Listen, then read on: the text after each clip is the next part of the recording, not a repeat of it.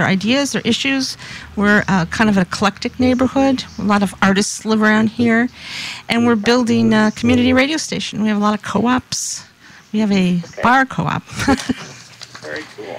Yeah, it is very cool. And let me start this way. I appreciate you, being so flexible here. We had some difficulties, one way or the other.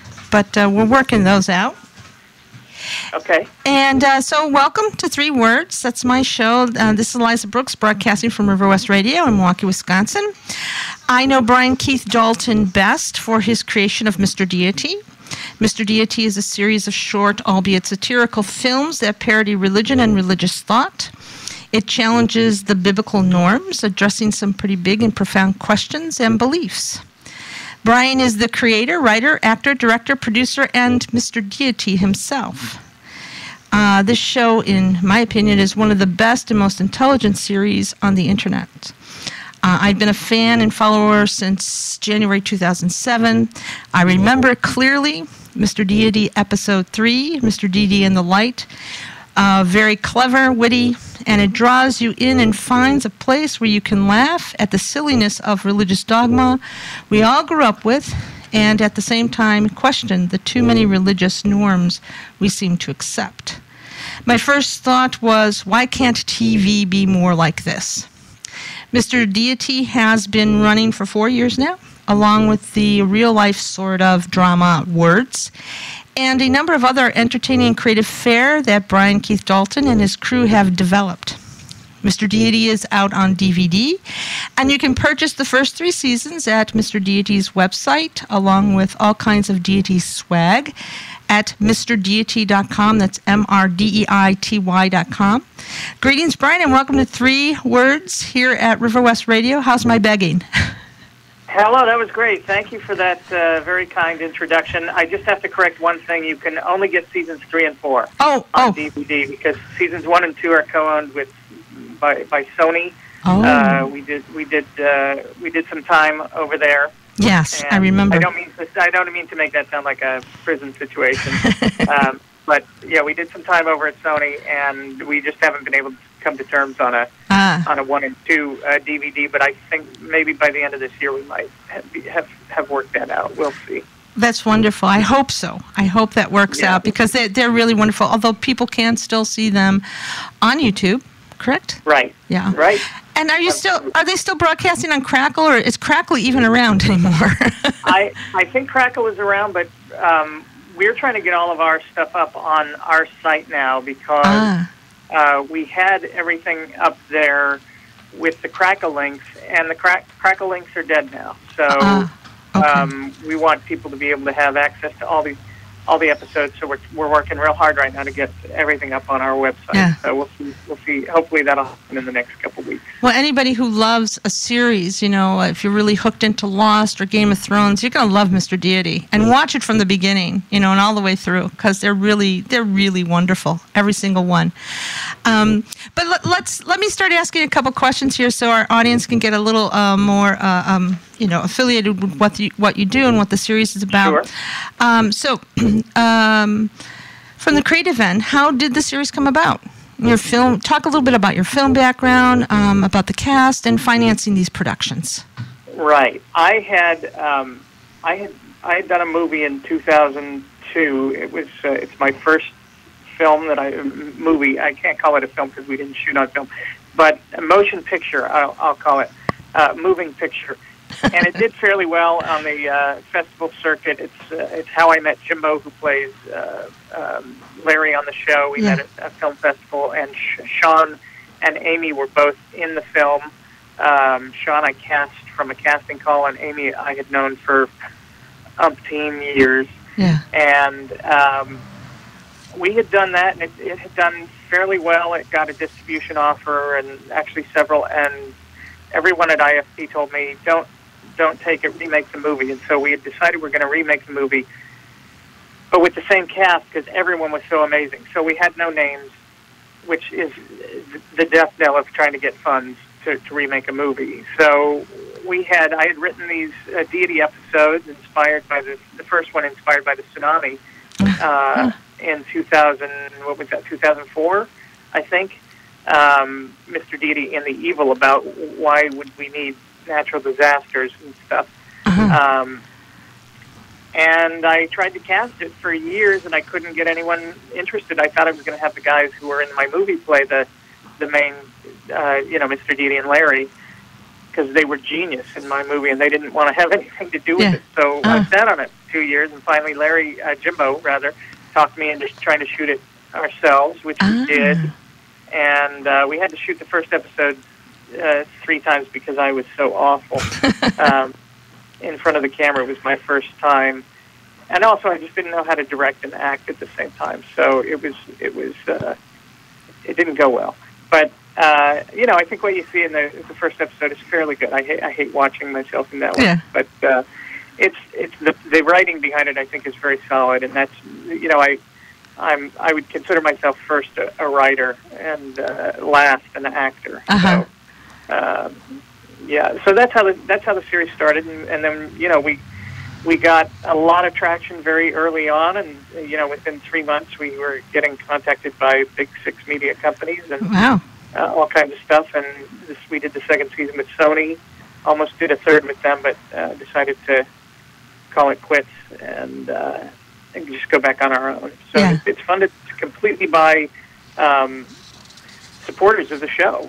I have a begging segment at the end of every episode since we started at middle of season 3. Actually, I think we started begging segments to support the show, and people are very generous, and they're willing to support stuff that they like. And I'm not by any means making a fortune on this. I'm barely getting by, and but it's it's something I love doing, and I'd rather be doing this right now than anything else. So well, they're really wonderful, and that this is one of the reasons I wanted to get you do an interview with you, because I really like to promote what I think is good art, and I really do appreciate these episodes and the work that goes in. I mean, it's really high quality. It's not. Pardon? Jimbo and I both have video production backgrounds, and I have a boatload of equipment, so it's ridiculous.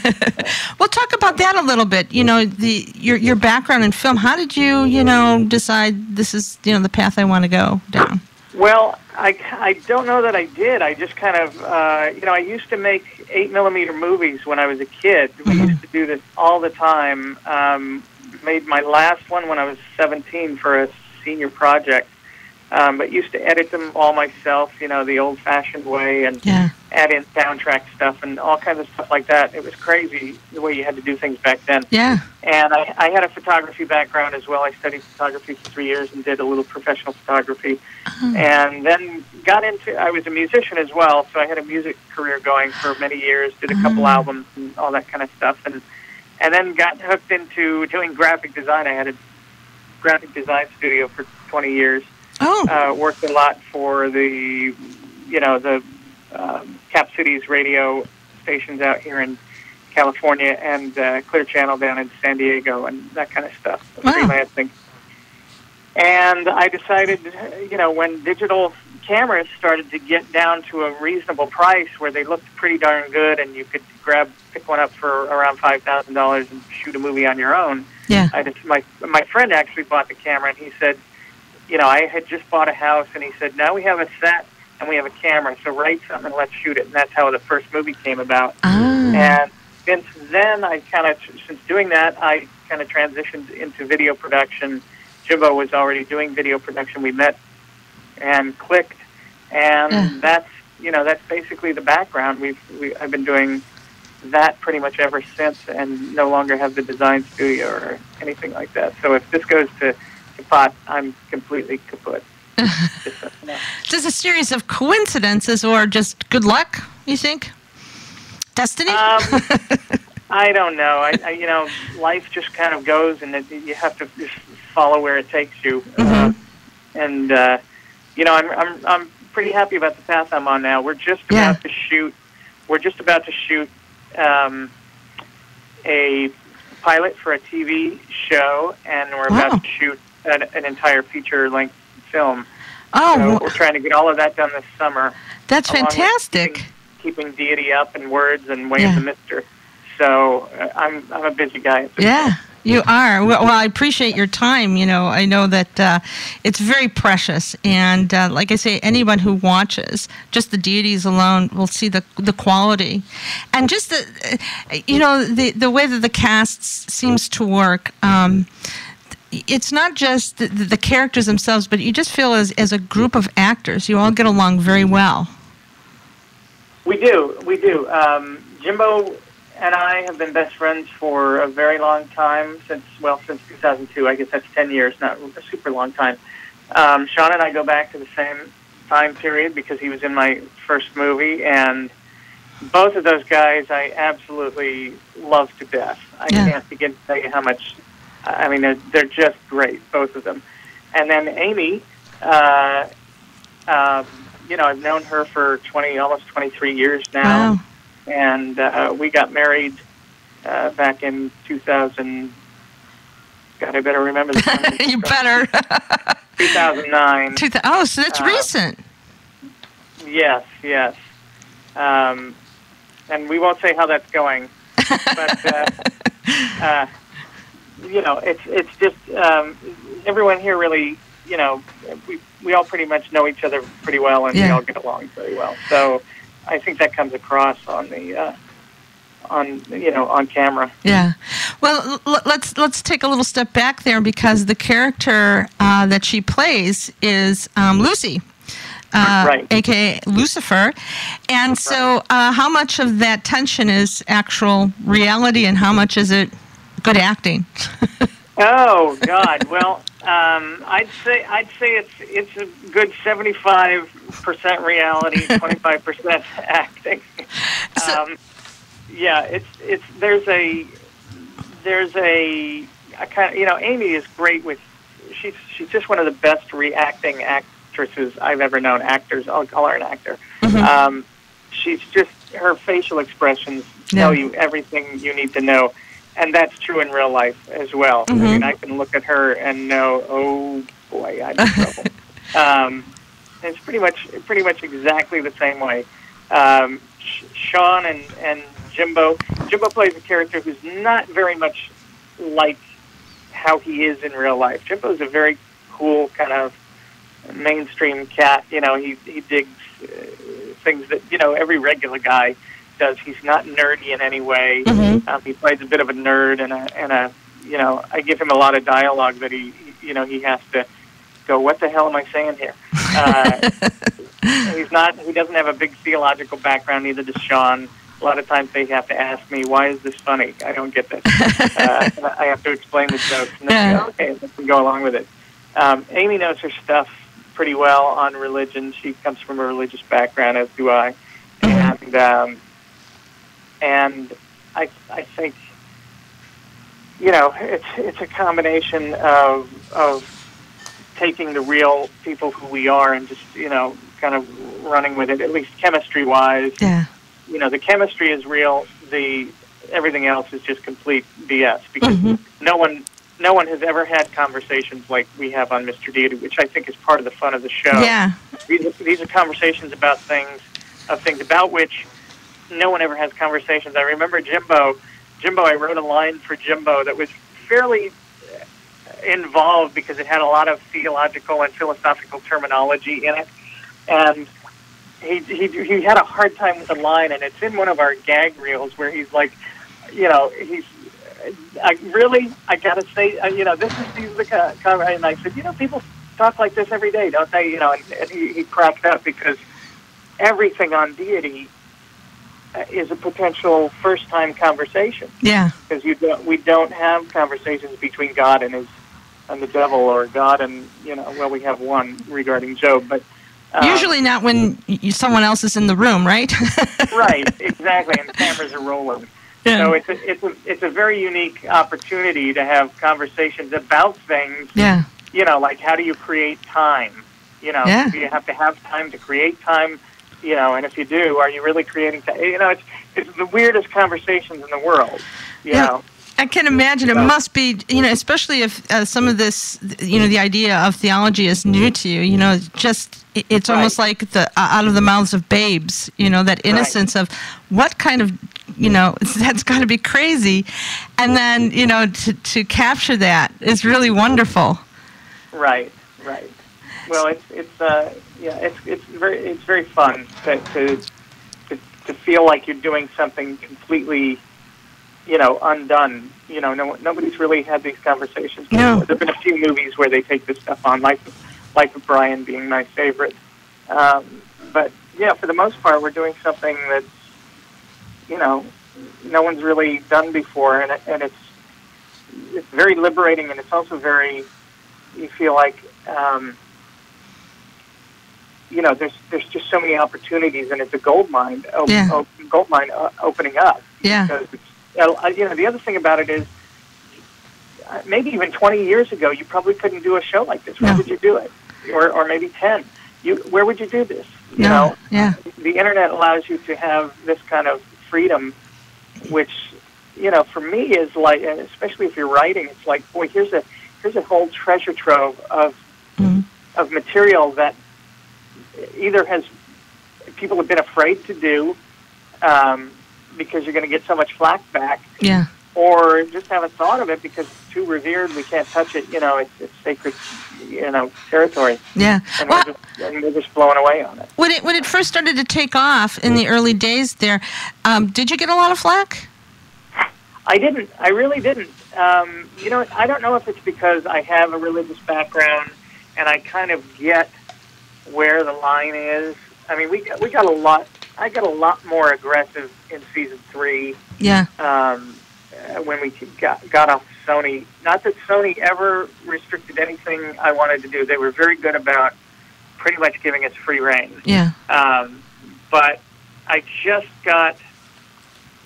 The thing that did it for me, quite frankly, was Proposition 8. I had a big change when Proposition 8 here passed in California because I wasn't paying attention. I was very apolitical. Yeah. And I had, this is a blue state. Yeah. It's a very blue state. No one ever has to wonder, where our electoral delegates are going to go. Right. And yet, Proposition 8 passed, and it really hardened me a bit because I'm still upset about it. Yeah. I'm still very, very upset about taking away the rights of other human beings. It's outrageous. Well, we kind of took it for granted, didn't we, that nothing like this, people would not interfere, that, little by little we were making progress, and then, it was just going to happen, and then all of a sudden there's all these weird things going on between, the Proposition 8 and a woman's, body, all this weird stuff, like we went back 50 years or something, Like all of a sudden we stepped into a time warp, and we gotta reconsider women's rights? Really? Yeah. I mean, I don't know how this happened. Yeah, I don't either. I just, we like I say, I think we were taking it for granted and just not paying attention. And it's a real wake-up because it's going in a very strange way. Very strange. It really is. It's crazy. So I got a little more militant about my anti-theism in season 3. Season 4 was more of a, we did season 4 as a prequel. Mm-hmm. Everything takes place before the Big Bang. I remember the hair. Yeah, and Mr. Didi's working on his look. He doesn't quite have his look down yet. That's good. So that one is a little bit more... I mean, there's a lot of stuff that's kind of hard-hitting. I really like Mr. Didi and the barbecue, which is all about hell. Yeah. And... there's some pretty hard-hitting stuff, but a lot of it's story-driven, and I think we lost a good deal of our audience by, the show had always been just kind of here and there. You could do anything you wanted. Mm-hmm. It followed no timeline per se, but season 4 was completely. If you missed episode 3, episode 4 was going to have stuff that you didn't understand. Yeah. And I think I kind of screwed myself a little bit that way. But we're coming back. We've got a lot of. We're going back. We went to our old format for season 5, and I think we're 6 or 7 episodes in, and people are really liking it again. So. Yeah. Not that they didn't like Stephen's work, it's a different thing. It's hard if you just drop in, somebody says, oh, this is a great series, go watch it, and then they happen upon that instead of starting from the beginning. It makes it a little difficult. Well, this is a good segue time now. We talked just a bit about the creative element between the cast members and your relationship with your wife and as an actress. How true are words to what you're doing words, in real life? I always say words always has an element of truth to it, but you don't know which element is true. Yeah. For instance, in the first episode, I really am I have a little bit of the obsessive compulsive thing, and I do go on little rants about things that I'm either upset about or I find interesting, and they generally turn into bits. Mm-hmm. And that's what, I thought it's just funny, the idea of a character who's always basically making a bit of things. Mm-hmm. And I do that in my real life, and I get in trouble sometimes because I don't know when to. It's not that I don't know, it's basically that I don't care. If I find something funny, I'm going for it. I can't help myself. I'm addicted to funny, and sometimes I'll be inappropriate in that way, and people who know me and love me are okay with it, but sometimes we're not always with people who know me and love me, so I end up in trouble. Yeah. The second episode, which is my favorite thing that I have ever written, called Okay, was based on something real. It was not. I was not the guy who was so super incredibly insensitive. I'm not generally, but I know people who are. Jimbo and I used to work for a guy who was the most narcissistic, insensitive person ever on the planet. Yeah. And the character that I play in there is kind of loosely based on him. That's good to know. It's a lot of me and how I think and everything, but the insensitivity and that kind of stuff is largely based on this guy. Yeah. Because he cracked me up. It killed me. I thought it was the funniest thing that a human being could be that absolutely insensitive. Mm-hmm. And I mean, if you met him, it would just blow you away. Yeah. So he's still alive. He's still alive, yeah. And does he know that it's based on him? That character? No, he doesn't. Jimbo and I both are rid of him because he was truly, truly one of the most awful people we have ever known in our lives. I mean, just a disgusting human being. Yeah. But he's doing very well, as those people frequently do. Yeah, that's true.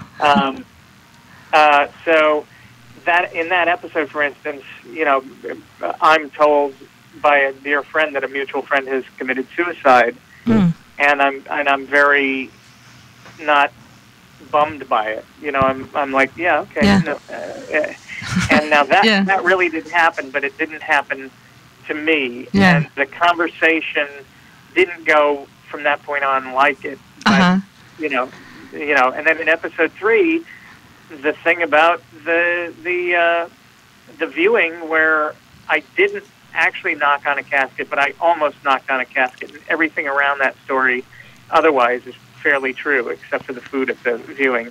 Yeah. So there's a lot of truth in those episodes. We're about to shoot another one, which is totally, absolutely, completely true through and through. There's nothing that didn't really happen. There's not even really any exaggeration because you don't have to exaggerate it because it was so funny, the thing that actually happened, that I don't have to even, it like wrote itself. Wow. Based on a real incident. So those little gifts. I always try to keep that kind of stuff true. Here's one of the funniest things to me is the episode with Kenny, who's played by Sean. We're all playing ourselves with our own names. When I told him about the idea, he didn't want to do it playing himself as his own name. And a lot of that conversation that you see in that episode, while it's been kind of screwed with, Sean really didn't want to play himself. And I thought, dude, because I told him the character is very insecure. He's completely the opposite of you. In real life, he's completely insecure, and he does poorly with the ladies, and and all that kind of stuff. And he says, "Well, I have to use my real name." And he got all insecure and turned into the character. And we both laughed. I said, "Dude, you're going method on me." I started shooting, and we had a great laugh about it. And I said, "This has to be our episode, right?" Yeah. You know. And so it's. I love shooting that show. We don't get enough time to do it, and we don't have as many fans, but it's a real favorite of mine. I do. I really enjoyed it. It was a really nice treat when it just popped up, and I thought, oh, well, are they done with deity? Are they just going to go into this now? And then I saw it, and I thought, oh, this is a really nice transition, even if you were or weren't. Well, we started it. We started it because we were on such a long hiatus between seasons 2 and 3 because Sony and we were both trying to figure out if we wanted to do another season together. Yeah. And they wanted to do something which they thought they were going to be able to do, which they couldn't. But it took a long time to find out they couldn't. So I started that in the in between because I felt like I had to do something. I was just losing interest from people left and right. Yeah. You got to keep going. You know, right? So I see that the beginning is. It seems like there's a string of pearls. Is that what the words mean, or is there, some symbolic connection with the pearls that come in the introduction? As words as a string of pearls, or am I reading something else into it? It was just a nice graphic.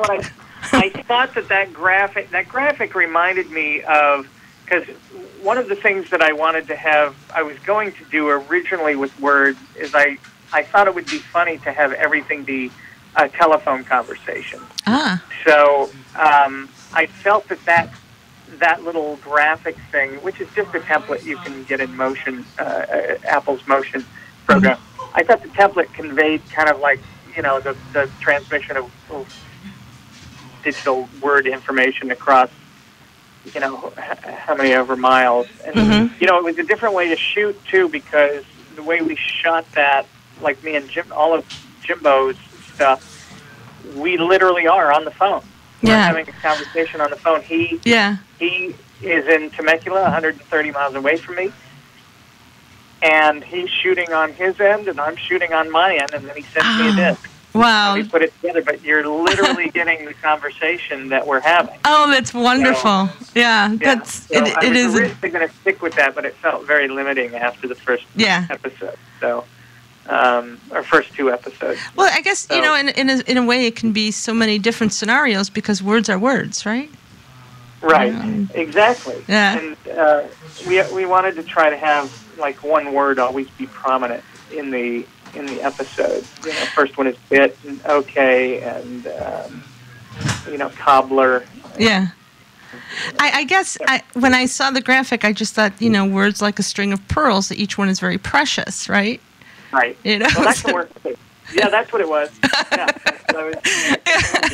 That was my thought. I thought, oh, that's, it's a little grandma-ish, but, I thought that's okay because there's something sweet about that too, Right. Yeah. Right. Well, let's see now. I want to put this a little bit aside and just see if we can talk a little bit about your biography, growing up, and your religious background, because that seems to play not just from an actor's point of view or a writer's point of view about theology, but in your real life too, that transition, and you're kind of on the what would they say out there on the market for promoting secular humanism. And that seems to play a big part. So would you tell us a bit about your biography, your religious background, and how you went from Mormonism to an atheist or a secular humanist? Sure. I grew up Mormon. My mom was a true believer, and my dad was kind of he joined the church just to keep peace in the family and that kind of stuff, and was always a bit of a skeptic. So I had that going in. I got religion with a vengeance, as Woody Allen would say, when I was 17, and I became quite the zealot. And I studied like few people do, because when I throw myself into something, it's 190%. So, and it wasn't just my religion. I studied everything. I ended up with a Jewish theologian studying, the Hebrew Bible for years, and got a real sense of it. And then just as I grew older and my interest broadened and everything like that, I think I just picked up a lot more critical thinking skills. That, one of the things I think that really helped me find my way out of religion is I was so certain I had the truth that I wasn't afraid to look at the other side. And I wanted to look at the other side because I wanted to combat it. And I did a lot of looking at the other side, and at a certain point, I went, holy crap, I don't have a good comeback for this. And so my religion slipped away, which was very difficult, because when you're a Mormon, your religion is your life. It's a very and I don't say this in a pejorative way, it's very totalitarian. Maybe there's no other way you can say totalitarian other than pejorative, but all I mean by that is that it really takes up every aspect of your life. I mean, it is an all-consuming religion. It's not like something you just do on Sunday or Easter or Christmas. You are in it hip deep, and because it has no paid ministry, you're always doing something with regard to the religion, because everybody in the church has to work together and bring it together. So when I left a life behind. I left a whole life. I left friends and colleagues, and you don't leave and then just continue being buddies with everybody there. I mean, it's over, and you have to start a new life. I know my understanding of Mormonism, and I've studied Mormonism, but that whole pioneer spirit, of everything that they went through, and to get across, you needed somebody, and if you were going to stick with them, you were out in the wilderness on your own, and it seems like that sort of stayed with the church. Sure, it did, very much so. So I got out. And I didn't really know who I was. You have to kind of figure out now, well, what do I believe, and all of that, which was very exciting to me, because for the first time it was going to be my choice. We grow up and we have these ideas kind of put on us, and we never really choose them. And it was a fun time to be kind of just figuring out who I was. The great irony to me is that the person who led me to skepticism and real, critical thinking was Dr. Laura, who just at the time that I was getting out, this is before she got Religion with a Vengeance. She had written an article, because I was still very right wing, I was very conservative, I had a religious mindset still very much when I left. And she had written an article on false memory syndrome in Skeptic Magazine, which is Michael Shermer's publication. And I didn't know it. She was on the board of Skeptic Magazine, so she was a good skeptic. And I picked up the magazine and I read her article, and then I read the rest of the magazine, and I thought, oh my heck, which is what I would have said at the morning. Oh my heck, these are my people. I realized, and then I started getting connected up with this Skeptic Society, which was not far from me. It was a 25-minute drive to go to Caltech and start hearing the lectures, and then I became friends with Michael, and I was designing at the time, so I designed the layout for Skeptic Magazine, and they used that iteration for maybe 10, 12 years, and just got connected with that group, and then became more and more, part of that community. So it's a strange path that gets you there, that gets you to anti-theism in essence, but through Dr. Laura. That's a strange. It is very ironic in a lot of ways, and And I understand, I think she came to the conclusion that, people need to be controlled because they don't know how to think. And maybe that's why, I think that's a lot of, I think when you're dealing with the public a lot like that, and you're hearing the stories that she's hearing all day long, I think you could easily come to that conclusion. Yeah.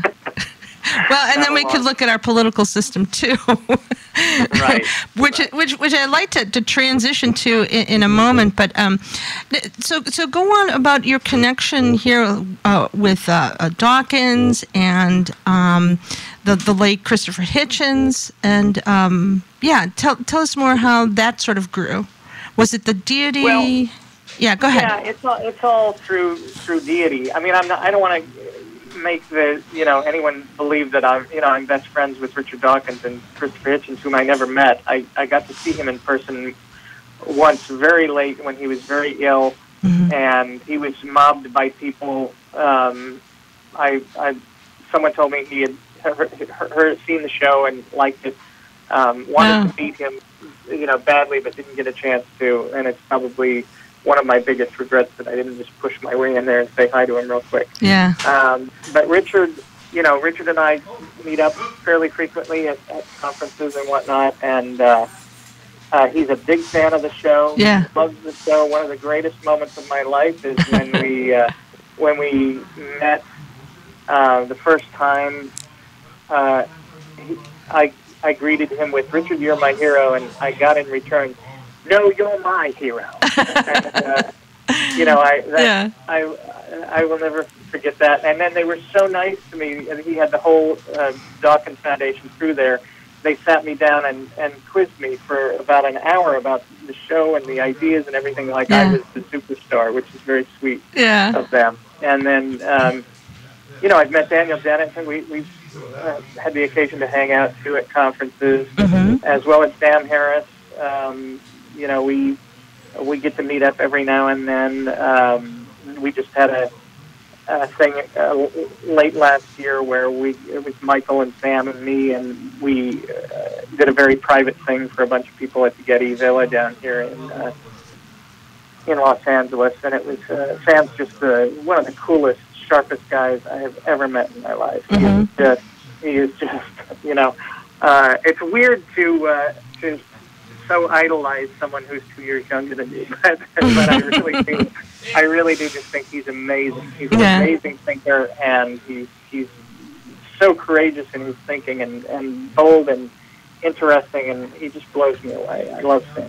And I love Michael Shermer, too. Michael Shermer is truly one of my heroes. I mean, I have known him for almost 20 years now, and he's just one of the nicest guys you will ever meet, sharp like nobody's, just sharp as a tack, and prolific in his writing.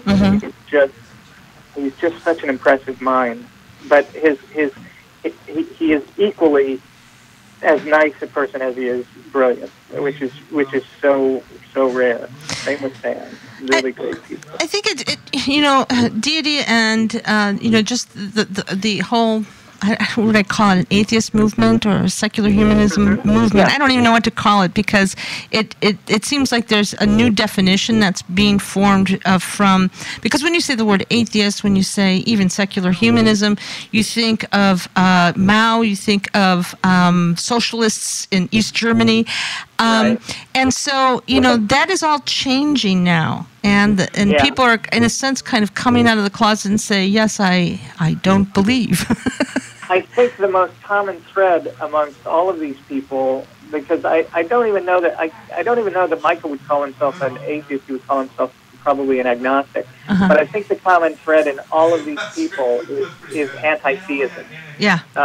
We all understand how dangerous religion is, and religious thinking, and just this kind of totalitarian mindset of very limited restrictions on who gets to say that they know what about anything, ranging from what kind of underwear we should be wearing to who goes to who goes to hell, or who gets murdered, or stuff like that. I mean, that's really what it's all about.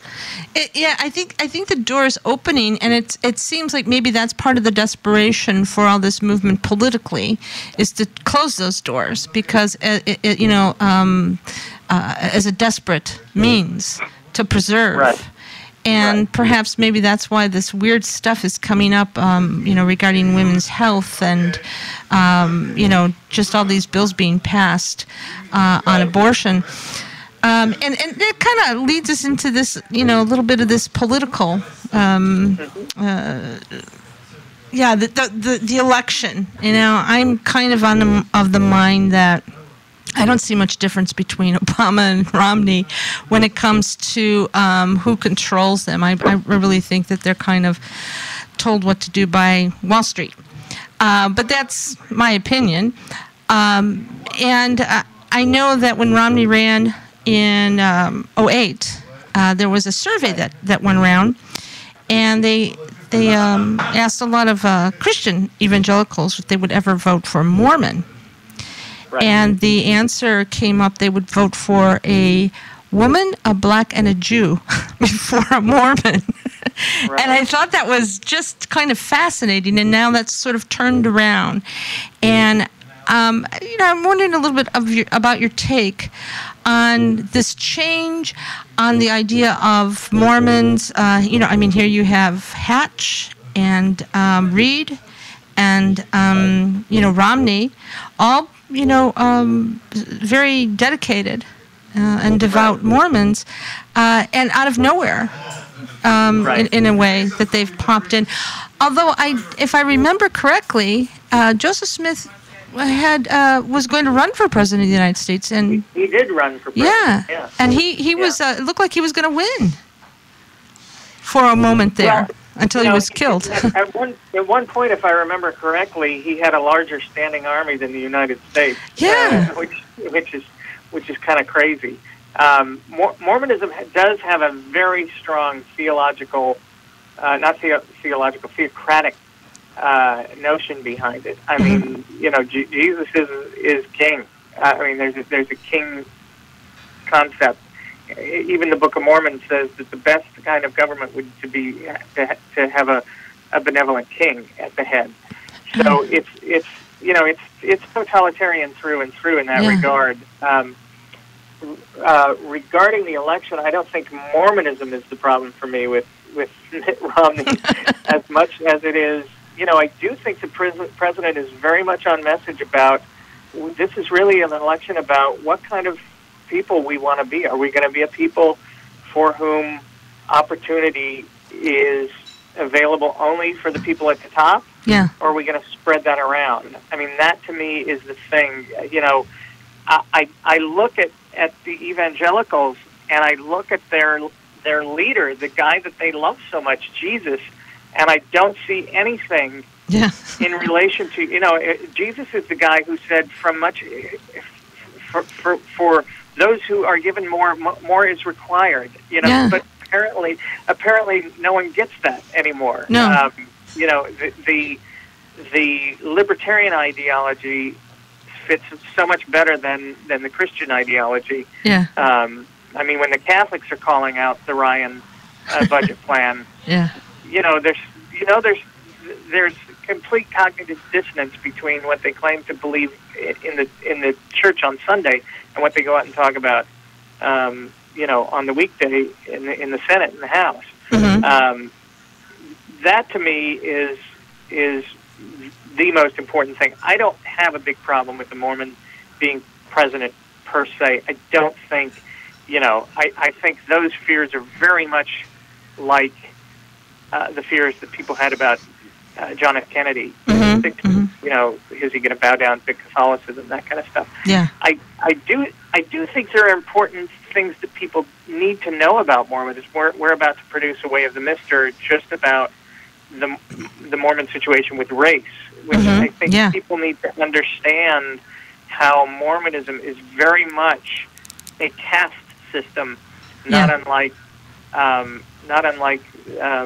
what they have in India, where people get their position in life based on what they did in a prior life. Yeah. In this case, it's a life with God and Jesus, and we were all spirit children and whatnot. Yeah. And that very much has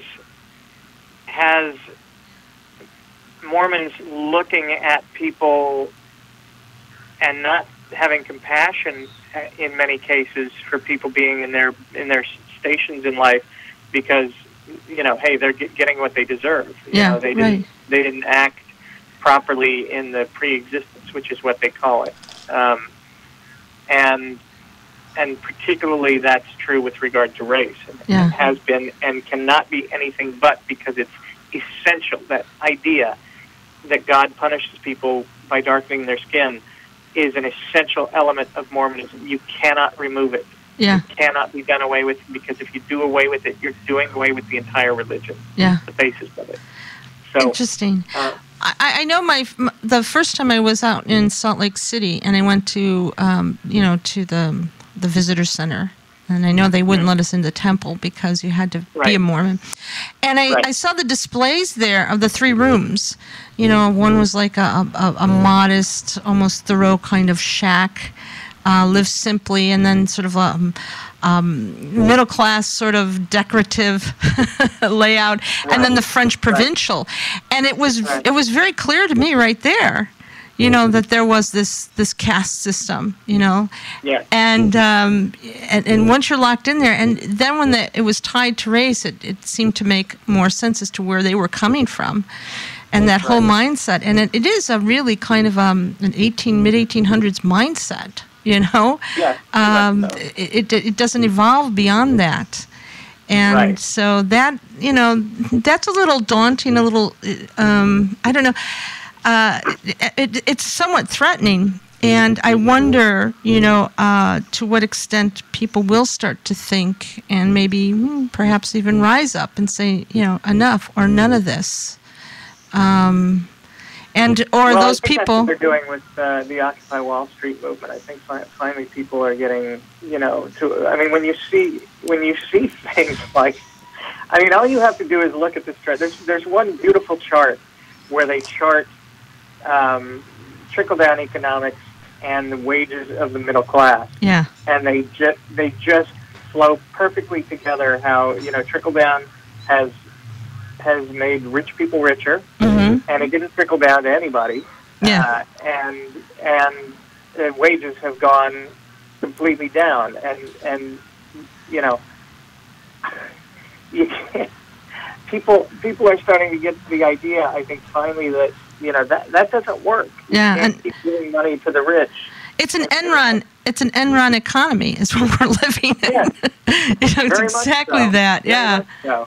And I wonder, though, because you have these people who are waking up, and you have these people who are trying to protect what it is that they call traditional values. And I have to ask myself, are we already in a civil war? Only we're just not shooting at each other. We're doing it financially. Well, we're very much in an ideological war. Absolutely. I mean, it's. This country is so divided. Yeah. It's basically 50-50, and it's, the coast versus the center of the country. That's what it comes down to. And I think there is something to be said for the fact that when people are living in communities that are larger and, require tolerance of more people because there's just so much more diversity. I've lived in Los Angeles or near there almost my entire life, and it's a place of tremendous diversity. And when you get that kind of thing, I think it does force you out of your more traditional and narrow way of seeing the world. Yes. And you start to understand and have compassion for people who are not like you. Yes. I think it's much easier to do that because you're surrounded by them. Yeah, it's true. Whereas when you're in these more rural settings and everybody looks like you, it's very easy to have bigoted ideas about the other people. This is one of the other things that just kills me about the evangelicals. There is no sense anymore of there's that great phrase, "There but for the grace of God go I." There's no there but for the grace of God go I. Everybody deserves what they're getting, even if they're getting absolute crap. And it's just not true. We're all very lucky to have been, first of all, born into this country in the first place. Yeah. We could have been, in Africa starving and dying before we're 8 years old. There's just so much in life that is luck-oriented. And I think that's one of the bigger ideological wars that we're having is, do people get what they deserve in life, or is it a crapshoot? And are we our brother's keeper? Are we going to look out for those whose fortunes have not been as good as ours, or are we going to sit there and say, you're just lazy bums, get off your ass and can I say ass? I'm sorry. I pose this. Get off get off your butt and make things work for you. Well, you know what? That's easy for you to say. Yeah. Put yourself in their shoes and see how that works out. Well, I pose this question to evangelicals, and I ask them, so, okay, someone has their lot here on earth, and then we all die, and we all go to heaven, and then what? I mean, are we socialists up there? Is everybody equal? Right. So well, how does that work out in your mind? I mean, do you want to die now because you're going to go to a socialist heaven? Right. Well, it's not a socialist heaven. It's a. I mean, I think Christopher Hitchens hit it right on the nail. It's a celestial North Korea. Oh no! Because Yikes. Literally, I mean, if you talk to Christians and you actually force them to think about this to the next step, and we did an entire episode on this just recently. You cannot have free will in heaven. You cannot have free will, which kills me because all of the reason, the apologetics for why the world is such a crappy place is because God had to have us have free will. We had to freely choose everything, and blah blah blah blah blah. And that's why I can freely choose to kill you if I want, because we had to have free will. But for the rest of all eternity, we're not going to have any free will because you can't. Because evil is the reason. Free will is the reason evil exists, and you're not going to have evil in heaven. Right. So if you're not going to have evil, you're not going to have free will. So we're all going to be sitting around up there, not making any choices to do what we want to do, because what we might want to do might offend God, and we can't have that. So all of our free will is stripped. We are literally automaton. Yes. Which is what they say God didn't want us to be when we're here. It just makes no sense whatsoever. Well, I had one philosopher tell me that your free will is to come to the conclusion that you do not have free will. Yeah, or that you should give it, or basically that you should surrender it over to God. Yeah, that's what it comes down to. You have to surrender your free will freely. Yes, that's the God, trick. Yeah, and realize that you just have to do whatever He wants you to do. Yeah. I mean, it's just crazy stuff. And it's all based on an idea of perfection, that there's only one way to do something. Yeah. There's only one good way, best way to do it. And that's the other thing about Christianity and Mormonism, all of that. They all have that idea that there is one way, and this is the way you should be doing it. And it doesn't take into account at all the diversity of human nature and human experience. And that's one of the biggest problems I see also, ideologically. Well, there's a certain kind of isolationism, and I mean, there's a balance to everything. The way, at least the way I think about it. But you brought up being raised in Los Angeles or in the area. I was raised in Chicago, so there was a lot of diversity there, at least as I was growing older. Right. And then we moved up north here, and living here, I remember I was in graduate school at the end of 1999, and one of the courses was a diversity course.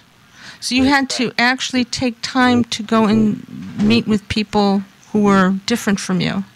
And I just thought, that's so odd. But, this is the land of dairy. Right. And it's homogenized. And now, though, I have to say, to a great extent, at least in the past decade, this city has really grown in its diversity. But there's still those dividing lines that are very clear. Sure. Sure. Our community here, River West, that's our motto is, we celebrate our diversity, and we try very hard to keep, well, now the economy is helping us, but, not to gentrify our neighborhood. And that was very close to happening, and the town economy protected us from that. But it is that idea of diversity, and maybe stepping back to FDR, nothing to fear but fear itself. And I think that's part of it, is that change. People fear change because change has always been sort of threatening, or dangerous. Sure. So maybe it is that kind of lizard brain kicks in. Right. And pardon? Very much so. Yeah. I think. Yeah, the lizard brain.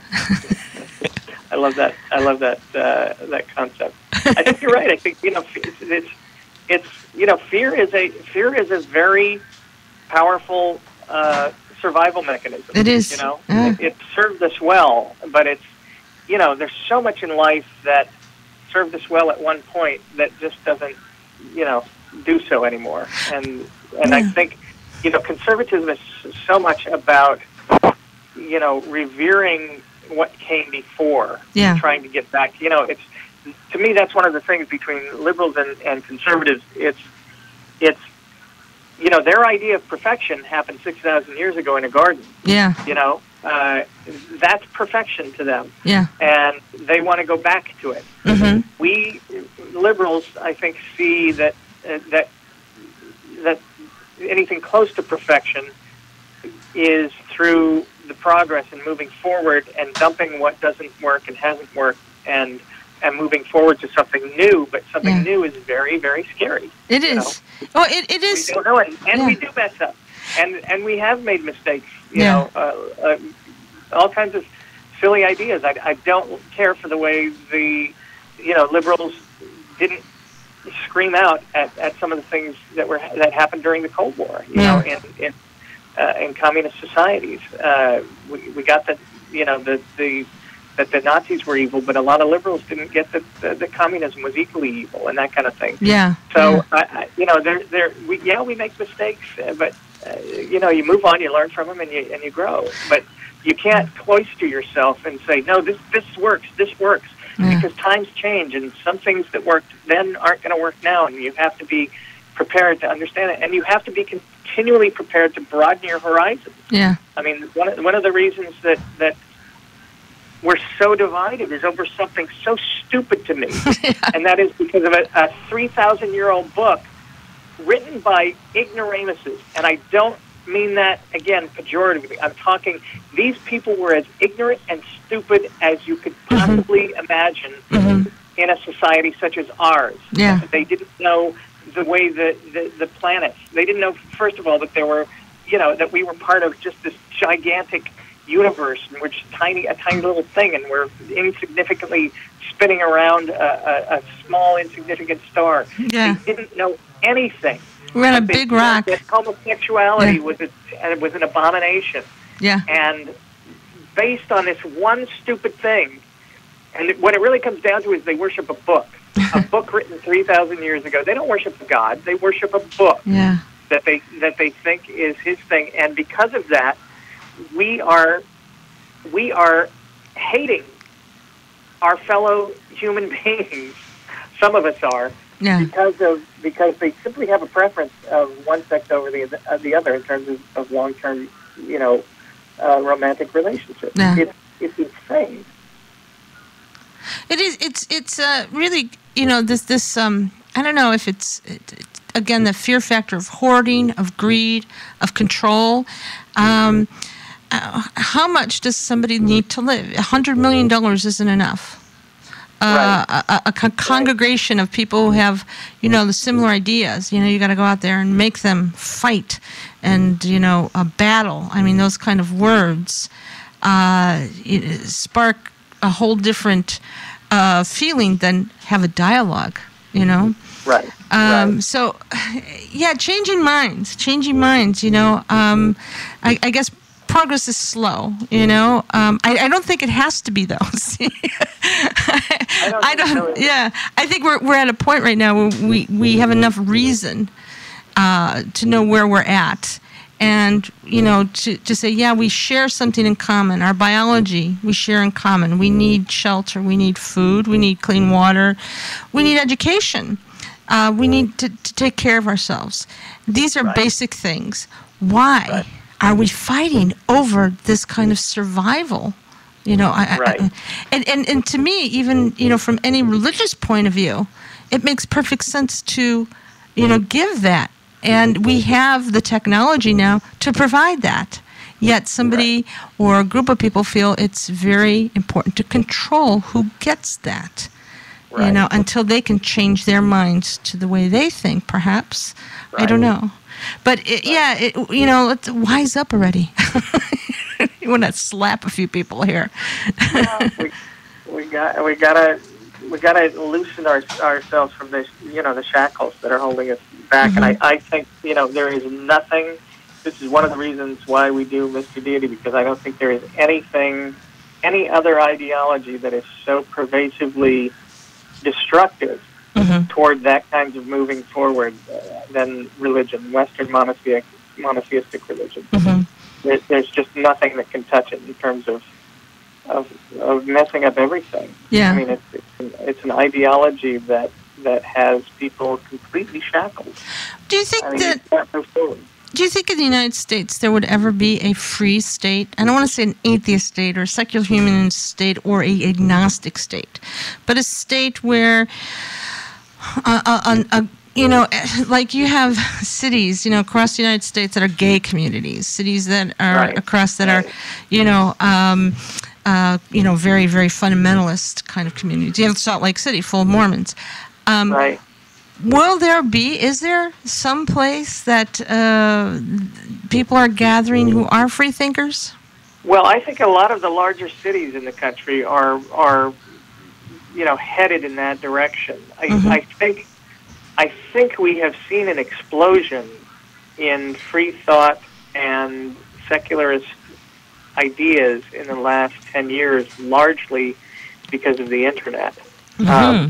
One of the things that religion does, and I know this from being within one that does it quite well, is it keeps people sequestered in their own little narrow world of how we need to think about things, Mm-hmm. and you can't do that anymore. It's literally impossible to keep people inside because they're on the internet every day and they're exposed to all kinds of ideas. Now, they can self-censor, and a lot of people do. Mm-hmm.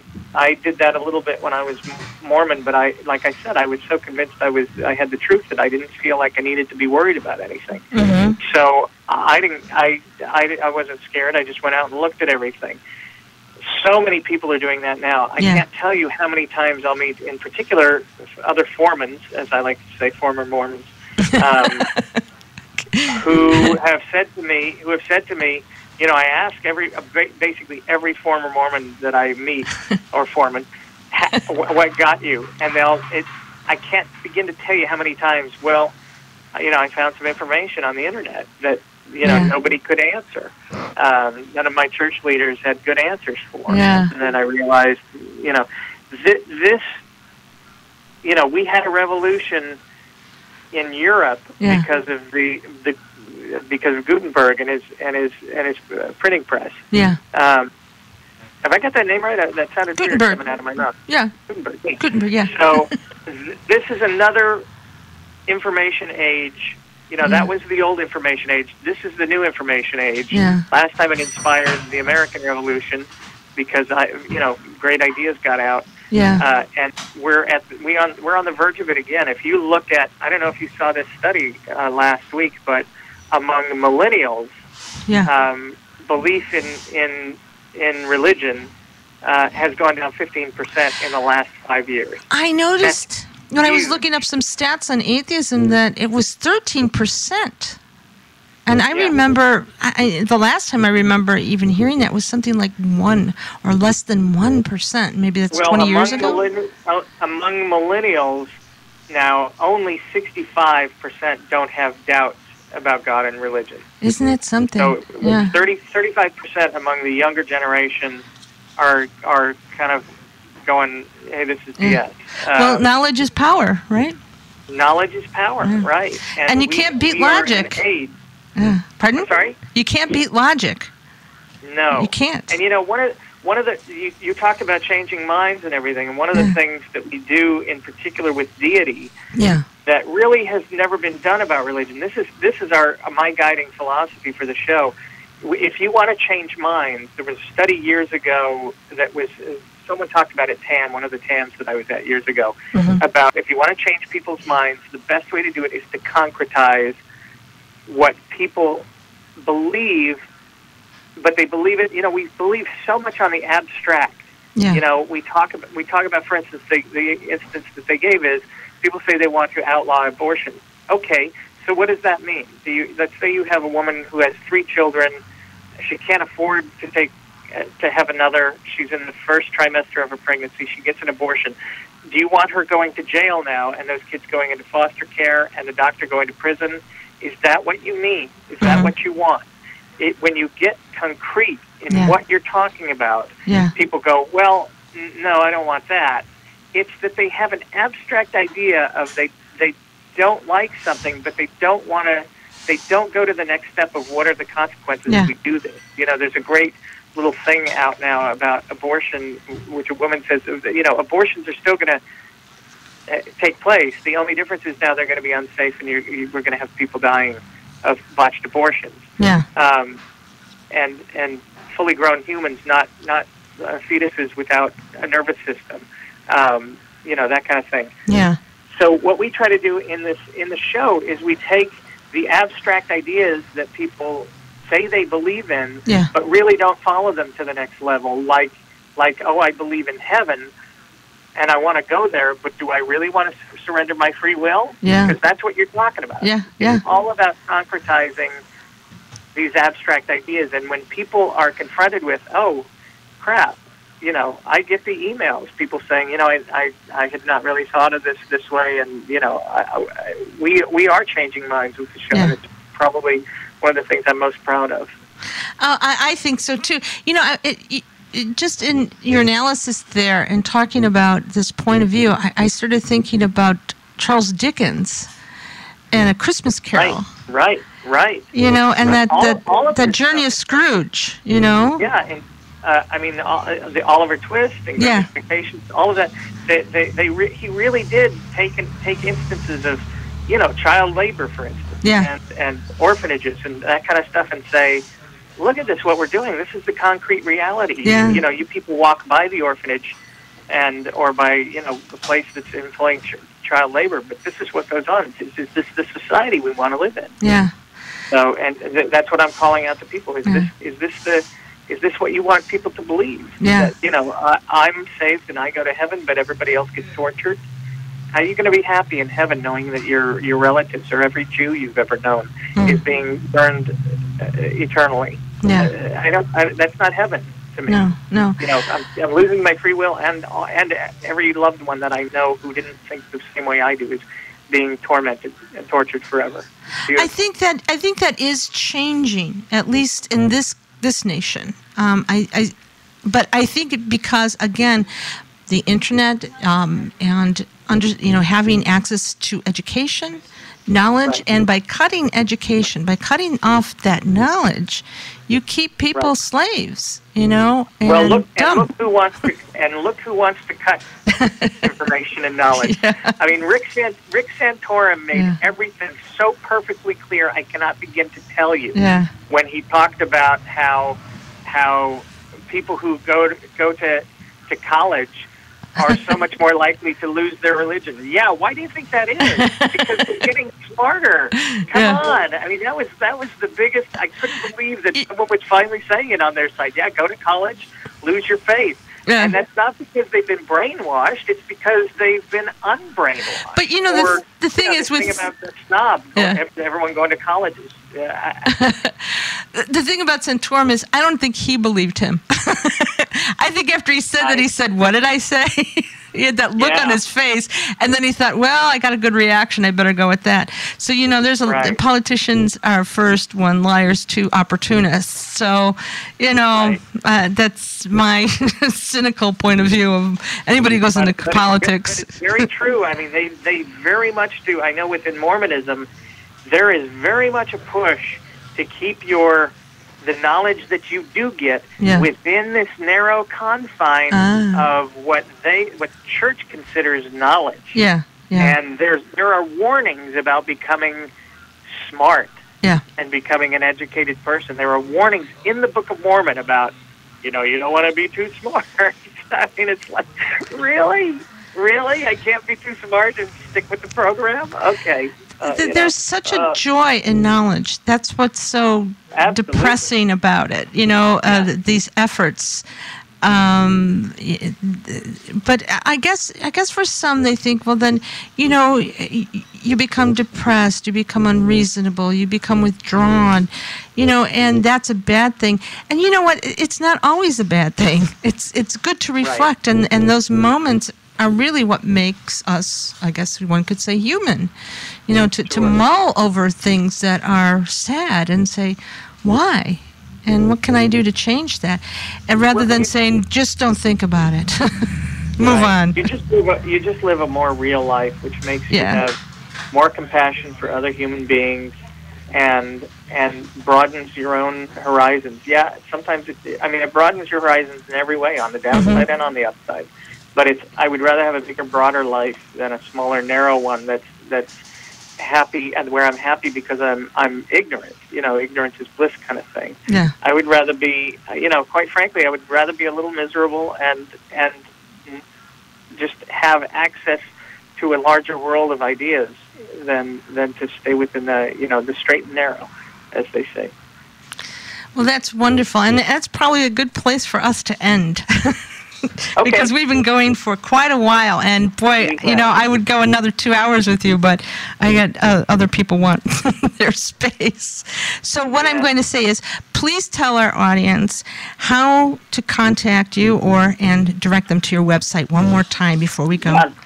The website is MrDeity.com, MrDeity. Don't go Mr. Deity. Mr. Deity is some other thing where you can get good, solid advice on how to eat, but you're not going to get to our show. We're available on YouTube, and most people see the show via our iTunes podcast, which you click subscribe once and it downloads every time. But the website has our donation page, and you can buy DVDs and get connected up to our Cafe Press place, or you can just make a donation, or what really helps us is the financial subscription, where we know how many people are going to be giving $1 a month, or $5 a week, or whatever people can afford. Click that button. Click that button. Click that button. And we have a lot of things going now, because we have Words, and we have The Way of the Mister, which is kind of a spin-off of Mr. Deity, where we get a little more serious about some of these issues, and we've got some more of those coming up real quick too. And those are more expensive to produce, so anything anybody can do is just very helpful. Well, I can just say how delightful, the series, all of them, everything that you've done has just been wonderful, and I can't wait until the next one. And when it pops up in my subscriptions, it's the first thing I click on. Everything stops. Everything stops. Okay, so let me just take this moment. I want to thank our guest, Brian Keith Dalton, for joining us today on 3 Words. I hope to speak to you again in the future and delve further into human secularism, along with the progress of the show and other things that you're producing. It's been so wonderful to speak to you, and as someone who's doing and working in an intelligent media. That's real important. So let me just say, spread the word of our efforts to bring enlightened voices and topics that affect your life in the community, the nation, and the world. Our shows are archived for your convenience at riverwestradio.com and /River West Radio, and over at youtube.com at 3 Words Radio, and also at River West Radio on YouTube. We hope you will listen and continue to support your public community radio waves. Remember, you own them. Support and take good care. This is Eliza Brooks, and thank you for listening. Okay, so that's the end of the show. All right. And this was so wonderful to talk to you. I was just, what a thrill. Thank you so much for... Thank you very much. It was great. Yeah, so... It was a good concept. Pardon? Yeah, we could have just sat and talked all day. We could have. If you find yourself here, come and sit in our studio.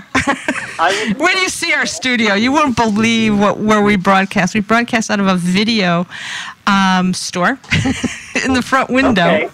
It is truly community. Me too. That's why I thought I had a wrong number, because the answering machine did not in any way convey that this was a radio kind of place. It was. I thought I completely had a wrong number or something. It's So- really interesting. I mean, this is really a community effort. This is like kind of a little bit of how Occupy Wall Street transformed when we had Occupy Milwaukee here, and we Right. set up an enclave for a number of months, and then that sort of transformed through some anger from neighbors, and then the homeless pretty much living there. And just, we had a teepee and everything. It was just wonderful. But, that sort of faded away. Even in the winter, people were out there. And we get cold here. And, but we wanted to keep it going. And this is, so we started looking into low power FM. Actually, we started that about a year ago. But, just getting people to say, yeah, let's do this. I have something I want to say, and I want to get back involved in my community. I want something with purpose. And they had enough of the fat cats. So this is how, and we're growing. We're growing. I can't even get in here anymore. That's awesome. It is awesome. So when you come, if you come through Chicago or you find yourself in Milwaukee, please come visit us and sit at our table, and it would be so great to have these discussions with you. Well, You're I do very know I'm knowledgeable. going to be in Chicago in, I think, October or September. I'm Oh, speaking there great. somewhere. So I'll try. We'll connect up again, and I'll Yes. try to get over there. Definitely. Thank you so much, and best to everyone over at Mr. Deity. All right. Well, thank you very much. You're doing a very intelligent show, and you're Thank you. very enjoyable to talk to. Oh, thanks. I would like to talk more, but I gotta go. I really want to do this again. Now. Pardon? I'm going out to a play, so Okay. I got to run as well. All righty. But Well, thank you again. thank you so much. Bye-bye. Okay. Bye-bye. That was great.